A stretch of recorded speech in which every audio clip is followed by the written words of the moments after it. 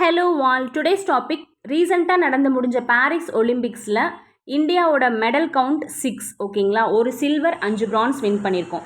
இதுவே Tokyo Olympics 2020 7 medal நம்ம win பண்ணோம். ஒரு கோல்டு 2 சில்வர் 4 பிரான்ஸ் அப்படின்னு சொல்லிட்டு. ஸோ வின்னர்ஸ் லிஸ்ட் இப்போ பார்த்துடலாம். ஷூட்டர்ஸ் வந்து மனு பேக்கர், சரோப்ஜித் சிங், ஸ்வப்னில் குசால்.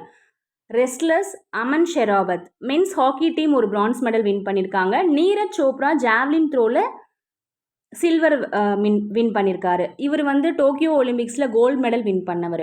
டோட்டலாகவே நம்ம சிங்கிள் டிஜிட்டில் தான் வந்து இப்போ மெடல் வந்து ரிசீவ் பண்ணியிருக்கோம்.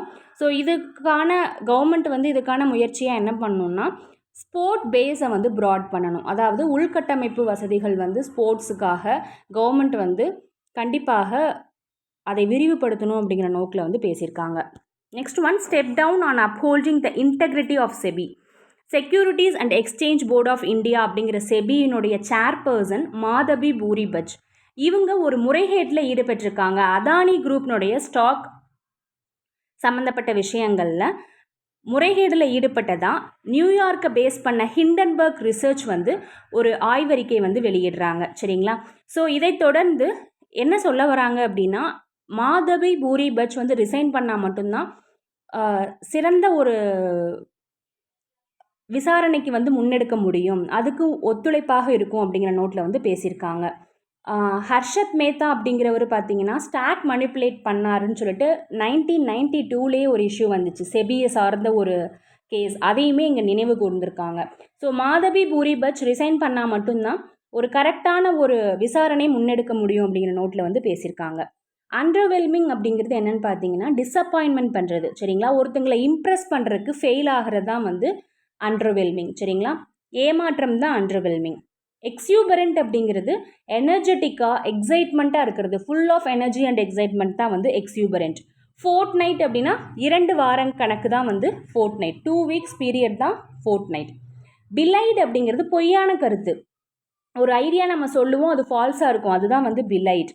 போடியம்னா மேடை. டாப் நோச் அப்படிங்கிறது ஒரு ஹை குவாலிட்டியில் எக்ஸலண்ட்டாக இருக்கிற விஷயத்த டாப் நோச்சுன்னு சொல்லுவோம். நெக்ஸ்ட் ஒன், த்ரெஷோல்டு அப்படிங்கிறது ஒரு என்ட்ரன்ஸ். சரிங்களா. ஒரு பில்டிங்கில் நம்ம என்ட்ரன்ஸ் ஆகிறத த்ரெஷோல்டுன்னு சொல்லுவோம். அதே மாதிரி ஒரு லெவலில் ஒரு விஷயம் ஸ்டார்ட் ஆகுது இல்லையா, அதையுமே நம்ம த்ரெஷோல்டுன்னு சொல்லுவோம். ஒரு லெவலில் அது ரிட்டைன் ஆகி அதிலிருந்து அது ஸ்டார்ட் ஆகிறத த்ரெஷோல்டுன்னு சொல்லுவோம். உஷர் அப்படிங்கிறது ஒருத்தங்க நம்மளை கைட் பண்ணி நம்மளுடைய சீட் நம்மளுடைய இருக்கைக்கு எடுத்துகிட்டு போகிறது, நம்மளை கைட் பண்ணுறது தான் வந்து உஷர். ஒன்னஸ் அப்படிங்கிறது நம்மளுடைய டியூட்டி, நம்மளுடைய ரெஸ்பான்சிபிலிட்டி, கடமை தான் வந்து ஒன்னஸ். எரண்ட் அப்படின்னா ராங் பிஹேவியர் தான் வந்து எரண்ட்னு சொல்லுவோம். அதாவது அவங்களுடைய வே ஆஃப் பிஹேவியர் வந்து எப்படி இருக்கும் அப்படின்னா அக்செப்ட் பண்ணிக்க முடியாத மாதிரி இருக்கும், டிஸ்ஓபே பண்ணுற மாதிரி இருக்கும் மற்றவங்களை, அதுதான் வந்து எரண்ட். நெப்போட்டிசம் அப்படிங்கிறது உங்களுக்கே தெரியும் இல்லையா, நம்மளுடைய பவர் இன்ஃப்ளூயன்ஸ் வச்சுட்டு ஒரு ஃபேமிலிக்காக ஒரு அன்ஃபேரான அட்வான்டேஜை வழங்குறது. சரிங்களா. எஸ்பெஷலி ஜாப் வந்து வழங்குறது, அந்த மாதிரி விஷயம் தான் நெப்போட்டிசம். ட்ரையம்ப்னா விக்ட்ரி, சக்ஸஸ் தான் வந்து ட்ரையம்ப். எக்ஸாம்பிளிஃபைடு அப்படின்னா டிப்பிக்கலான ஒரு எக்ஸாம்பிள். சரிங்களா. ஒரு முன்னுதாரணம், ஒரு எக்ஸாம்பிள் தான் வந்து எக்ஸாம்பிளிஃபைடு.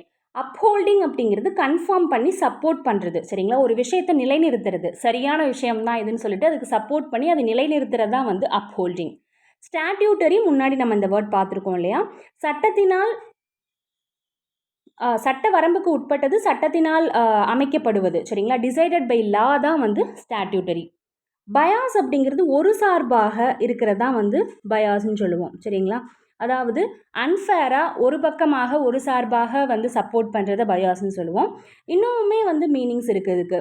தனித்திறமையாக ஒரு விஷயத்தில் இருக்கிறதையும் பயாஸ்ன்னு சொல்லுவோம், ஒரு விஷயத்தில் ஆர்வமாக இருக்கிறதையுமே பயாஸ்ன்னு சொல்லுவோம். ஸோ 3 மீனிங் இருக்குது.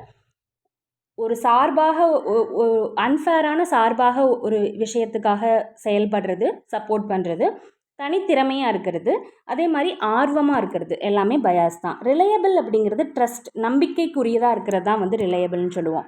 மால்ஃபீசன்ஸ் அப்படின்னா என்னென்னு பார்த்தீங்கன்னா இல்லீகலாக ஒருத்தங்களை ஹார்ம் பண்ணுவோம், அதாவது ஃபிசிக்கலாகவோ இல்லை மானிட்டரி பணம் சார்ந்த விஷயத்துலேயோ ஒருத்தங்களை ஹார்ம் பண்ணுறது தான் இல்லீகலாக மால்ஃபீசன்ஸ். ஹேவன் அப்படின்னா என்னென்னு பார்த்தீங்கன்னா ஒரு புகலிடம், தஞ்சம் புகுதுதல், ஒரு சேஃபாக ரெஸ்ட் எடுக்கிறதுக்கான ஒரு பிளேஸ், அனிமல்ஸ்க்காக இருக்கலாம், மக்களுக்காக இருக்கலாம், அதுதான் வந்து ஹேவன்னு சொல்லுவோம். ரீபட்டல் அப்படின்னா மறுத்தல், டெனி.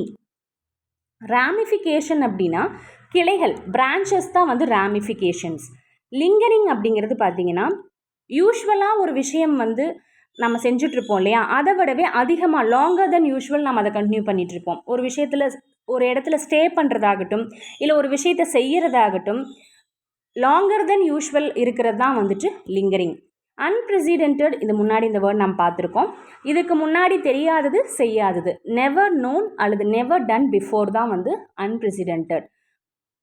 முன்னாடி அறிமுகம் இல்லாத, தெரியாத அல்லது செய்யப்படாத ஒரு விஷயம் தான் வந்து அன்பிரசிடென்டட். ஓகே, டுமாரோ செட்டின் வேர்ட்ஸ் லேர்ன் பண்ணிக்கலாம். Thank you, have a nice day.